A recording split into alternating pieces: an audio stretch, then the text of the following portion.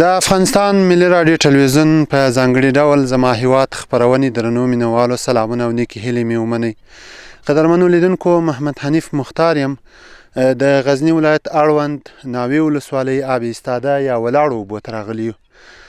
دغه اوبه چې تاسو یې په تصویر کې وینئ، دغه اوبه چې دلته په طبیعي ډول ولاړې دي او یوې او بلې خوا غرونو یا غونډیو راچاپېره کړي دي. موږ نن دلته راغلي تر څو تاسو ته په دغو اوبو د دغو اوبو په اړه یو ځانګړې خپرونه چمتو کړو. دلته به له هغو خلکو سره چې د دغه سیمې اوسېدونکي دي او د دغو اوبو په اړه څه ناسو معلومات ولري، له دوی سره به مرکې ولرو، له هغو خلکو سره به مرکې ولرو چې دلته یې که څه هم اوس ښکاربنده چې پخوا یې دلته ښکار کاوه. داسې ویل کېږي چې دلته خوا او شا 50 ډوله مرغان راځي او دلته به یا استوګنه کوله یا سټاپ یې و او له دې ځای نه به بل ځای ته خوځېدل. د دې په اړه او همدارنګه چې دا اوبه په بېلابېلو کلونو کې کمې او زیاتې شوې دي، د دې په اړه به له دوی سره مرکه ولرو. او دا چې دا اوبه له کومې خوا راځي او کومې خوا ته وځي یا نه، د دغو ټولو پوښتنو په اړه به له دوی نه وپوښتو. که تاسو هم غواړئ په دې اړه معلومات درته وسي او د دغې آب ایستادې یا ولاړو اوبو په اړه مو دغه پوښتنې ځواب شي، نو دا خپرونه تر پایه راسره واورئ.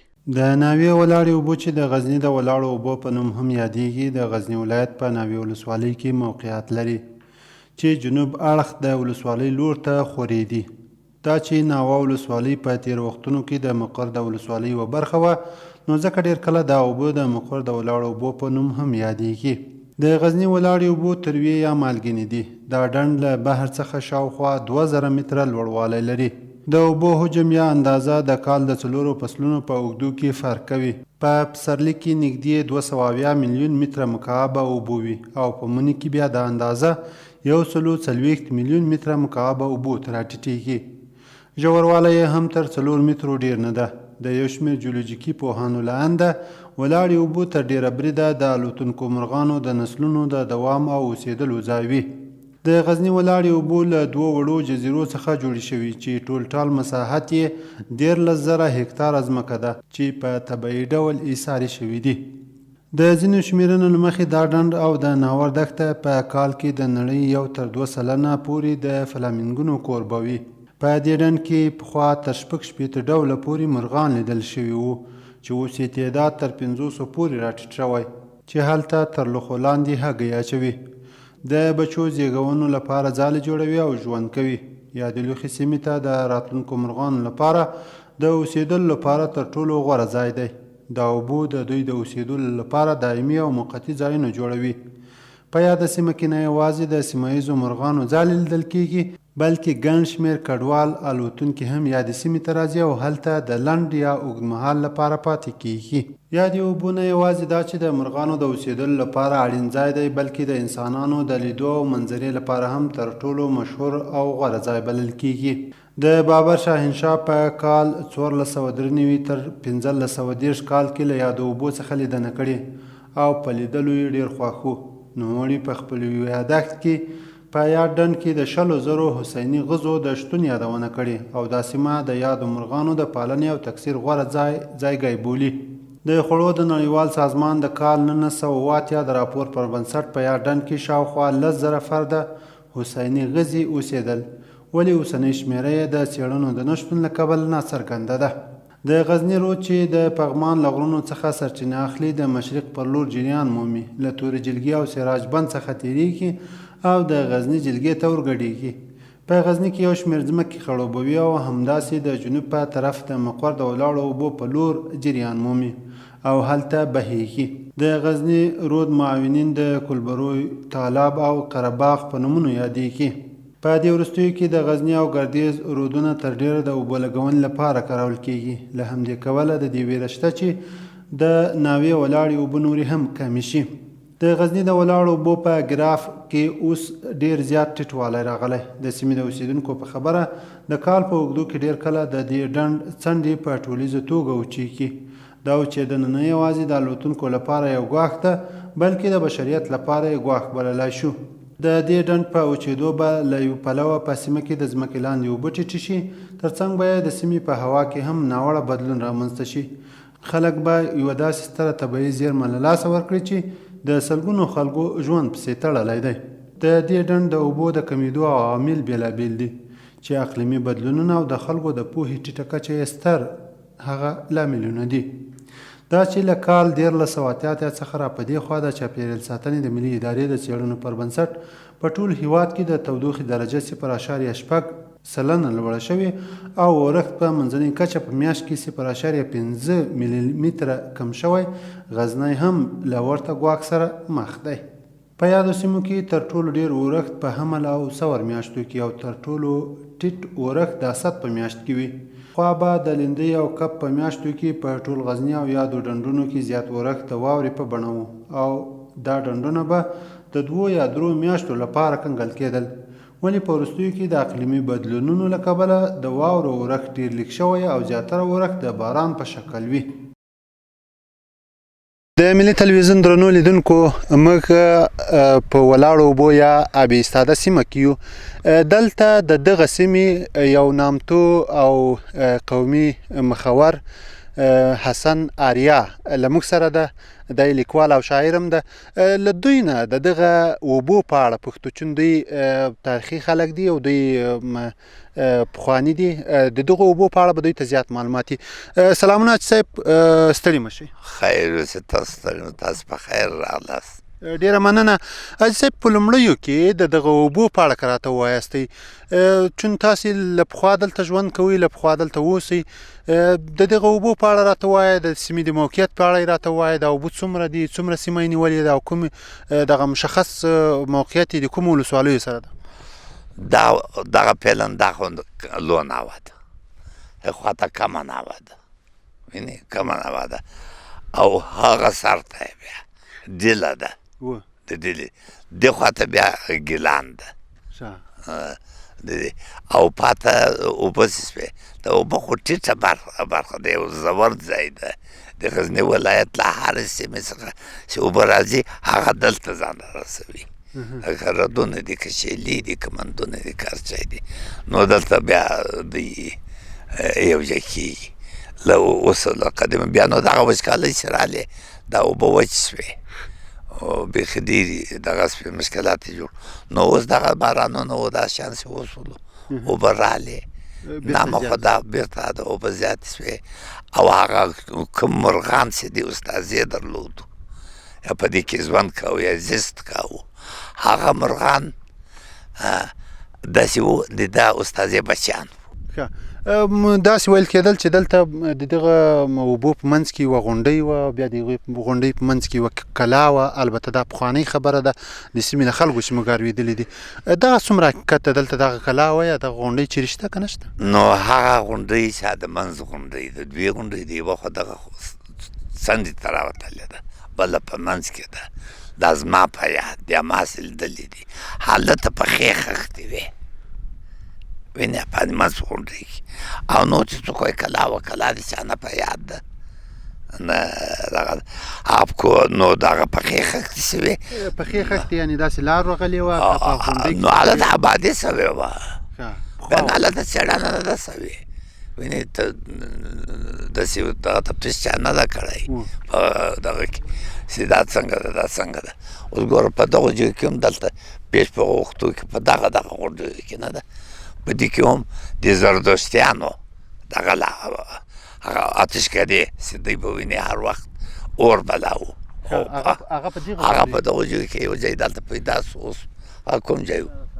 دغه ساحه کې هغه ټولې ایرې وې، ایرې دا لیدونکي په تصویر کې ویني، یعنې هغه په دغه غونډۍ کې وي، هغه د زردشتانو دغه یې ده د هغه وختو. نو هغه زردشتانو موږ په دې وایو چې هغه ایرې دي ځای پر ځای باندې، نو دوی اورونه بل کړي دي. نو هغه د هغه وخت دا خو لکه څنګه چې یو معلومیږي یو طبیعي جوړښت او داسې کار نه دی شوی. له وخته دلته کوم چا یا پانګوال یا دولت یا کوم بل شخصي شرکت دلته پانګونه کړې داسې؟ مطلب مې دا ده چې د انسان دغه د بشر کار شته کې که دا طبیعي کلا جوړښت یې طبیعي ده؟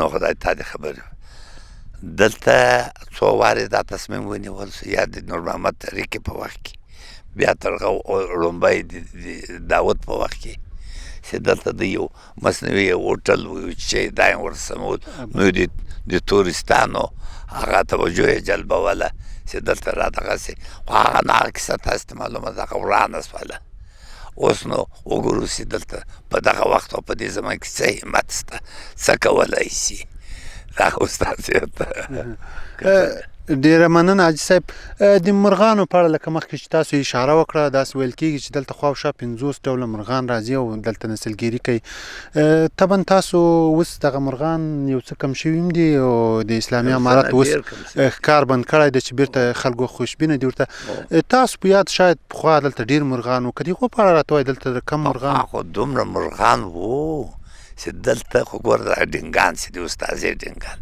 دا بهترین ډینګان دا په ټوله اسیا کې دا یو ډېر د یو ډېر ښایست لرو دا کوثرې و دغه ځایونه دا ټول نو هغه خو وو نو دا نور هم لکه 50 نه ځان تر 50 په هم زیات قومونه وو د مرغانو خو هم بیا ځان ته دغه د حساب ده نو هغه دلته وو اوس نو دا اوس یې دی چې دا دوی ولي کم دی نو خو اوس تازه واچوه اوبه نه وې د دا مرغانو مور مړه وه نابود و هیڅ شی نه وو نو دوی لاړو په راس یوې بلې خواته راځئ کړو په مینه سمسور دا هیواد یو تن یو وجود او یو کور دا هیواد درنو لیدونکو بیا هم ستړي مشئ دلته یو بل ځوان ولاړ ده دوی هم فکر کوم د دې سیمې اوسېدونکي دي سلامونه وروره ستړي مشئ لومړی مو ځان راوپېژنئ. وعلیکم سلام جوړ یاست په خیر یاست په خیر راغلي یاست د غزني ولایت ناوې ولسوالۍ د کلاو د کلي اوسېدونکی یم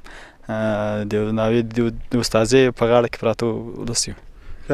ډیره مننه چون تاسو د دې سیمې اوسېدونکي یاستئ د دغه سیمې په اړه راته ووایاستئ دا یو څرنګه ځای ده د منظرې لپاره د ساتیرۍ لپاره دا سیمه څرنګه ده تاسو خو به طبعا دلته راځئ که نه راځئ؟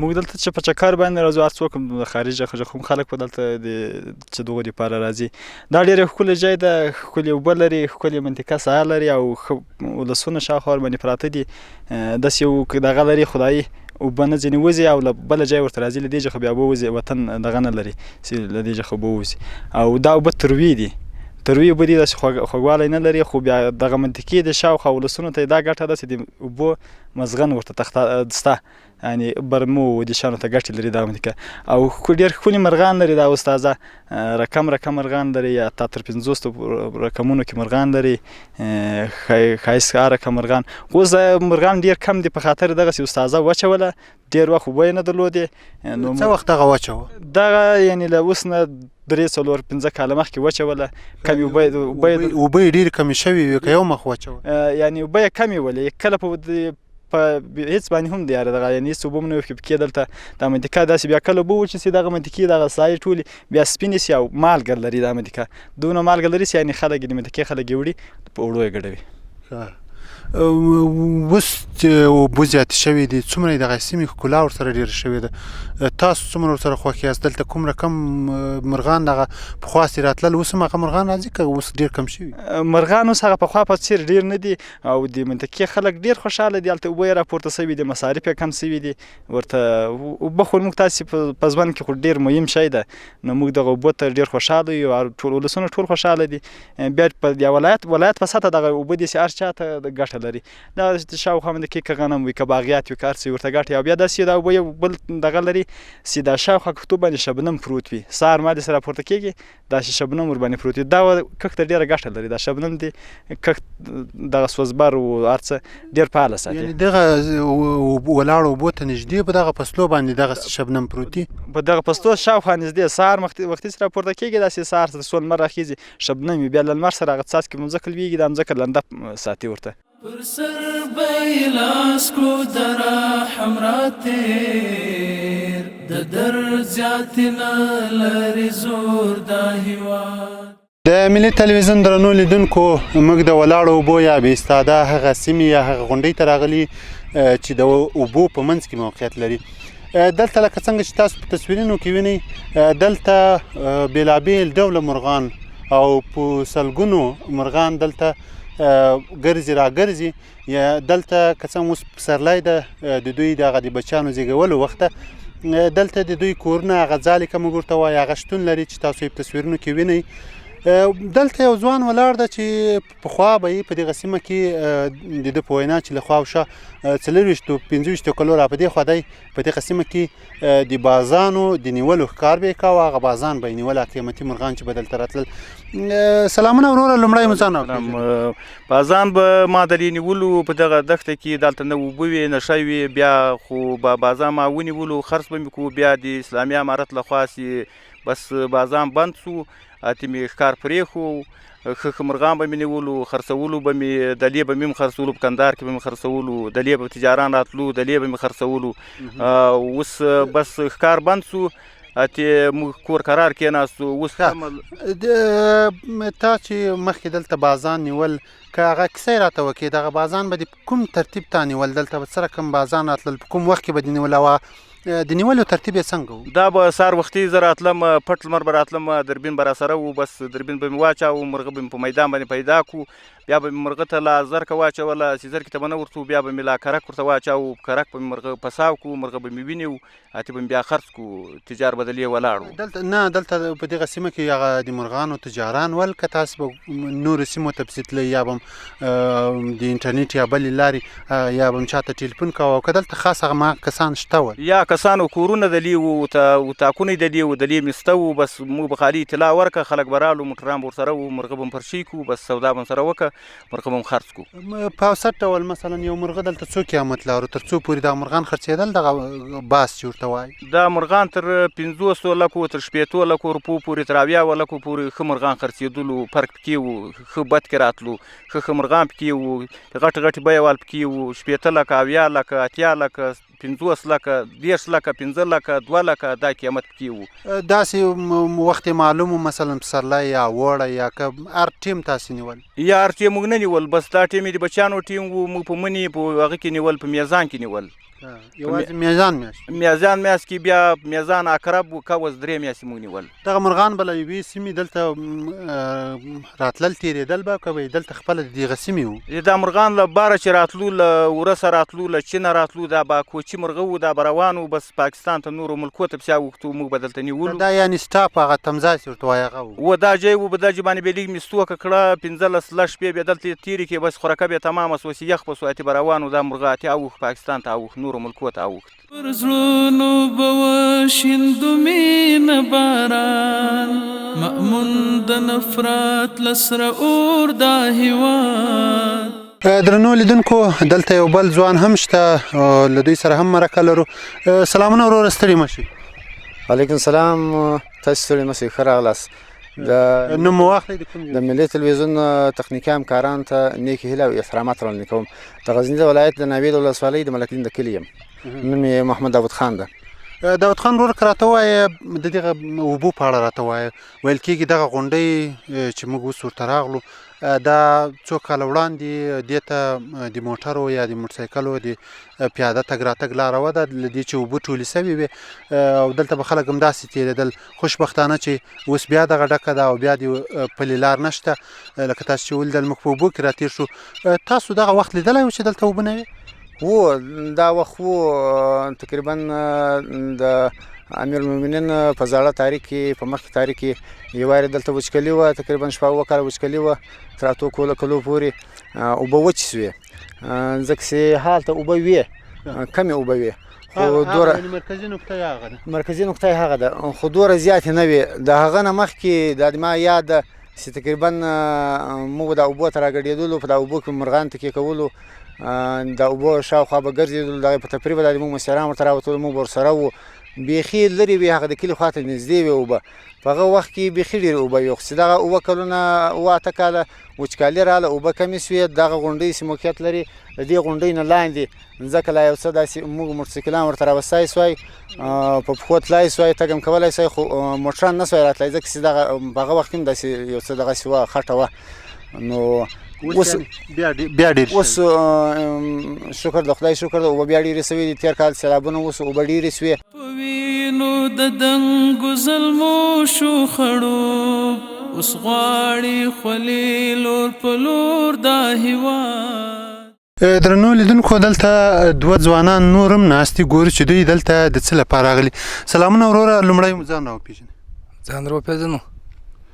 نوم دې واخله. نوم دې څه دی؟ کوم ځای اوسېدونکی؟ حاکم. حاکم جان راته وایه دلته د څه شي لپاره راغلی یې؟ دلته مالو دپاره راغلی. یعنې مالونه څرئ تاسو که نه؟ هو. څومره خوشحاله یاستئ؟ څومره اسودګي ده دلته د دغو اوبو خواوشا؟ واښه هم ډېر دي او تاسو دغه ماله مور ده که نه؟ مور ده. ښه مور ده؟ هو. ښه. له دغه ورهاخوا تاسې نور ځایونو ته هم بیاست که خالي یوازې په دغه سیمه کې تاسو د خپل مال څروئ؟ یا په دغه سیمه کې سره وو. ښه. دلته یعنې تاسو د مال ګزاره کېږي؟ هو. ښه. ښه ماړه یې؟ هو ښه ماړه. نور څوک هم شته که یوازې تاسو دلته؟ نور څوک هم شته. نور کوچیان هم یعنې؟ هو هغه ډېر دي نور.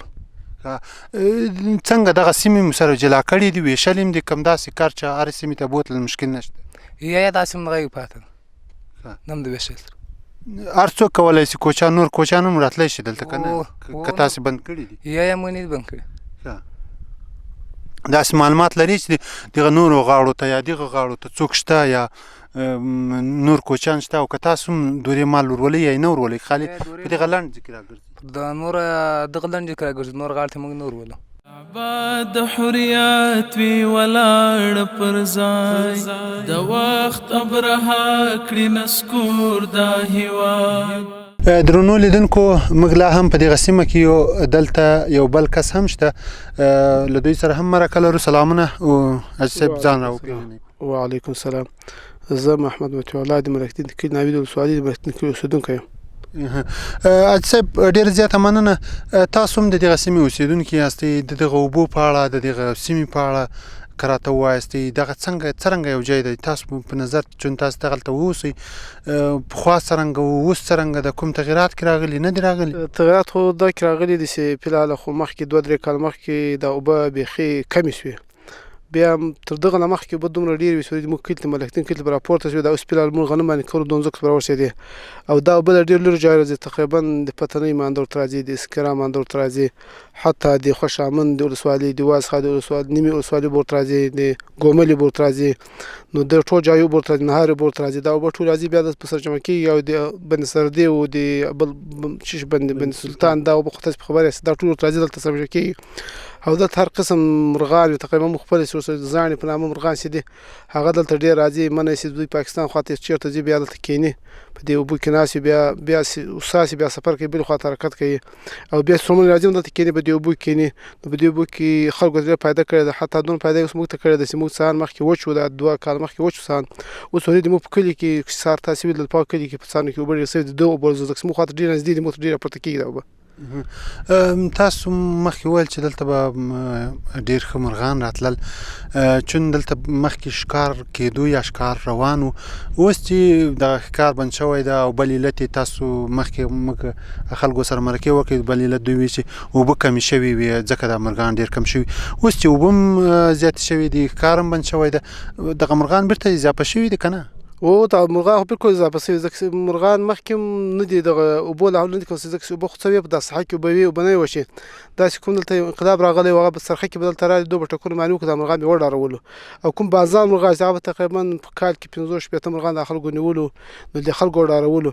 او پاس اوس فلحال د امنیت او چا امن نیول ده، اوس فلحال څو شپې مخکې موږ دلته راځو، له مولوي صاحب سره موږ دلته منظرې ته راځو، نو دلته بیخي ډېر مرغان، حتی دوه نږدې ناست یو بل ځای یو مرغۍ ورګډ شو، یعنې دا یو مرغه نږدې سره ولاړ و. راځئ کړو په مینه سمسور دا هیواد، یو تن یو وجود او یو کور دا هیواد. دغه ښکار د مخنیوي په خاطر باندې موږ مجاهدین وخت په وخت باندې لیږو او هم معلومات کوو او هم ښکار بند کړی ده. له هغوی څخه مثال درته یوه بېلګه یې دغه ده چې د استادۍ په ساحه کې چې کومو خلکو ښکار کوو، نو دغه ښکار مخنیوی چې موږ کړی دی، د هغوی دا نمونې شته چې د خلکو هغه د ښکار کوم وسایط شیان چې شته هغه اوس هم فعلا موږ سره وجود لري لیدلې.